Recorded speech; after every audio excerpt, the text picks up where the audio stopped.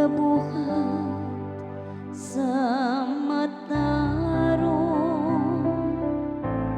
nga nagahuna-huna sa kamatuoran diha sa iyang kasing-kasing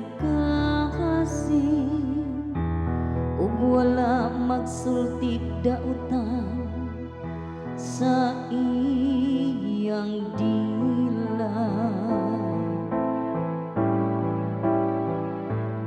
Ang maghimo sa katarungan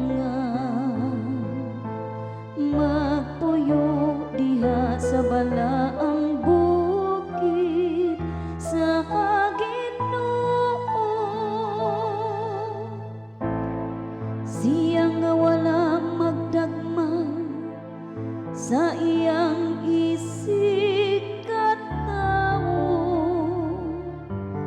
ni magpasangin batok sa iyang silingan.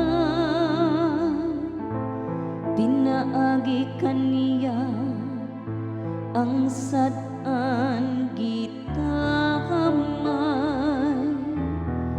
samtang nagpasidungog siya kanila nga mahadlokon sa Ginoo.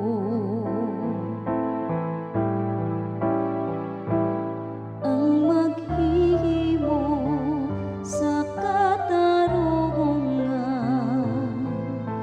magpuyo diha sa balaang bukid sa Ginoo. Siya nga wala magpatanto sa hilabihan sa iyang sapi ug wala mo dawat og suborno batok sa walay sala. Siya nga nagabuhat niining mga butang nga dili gayon masamok.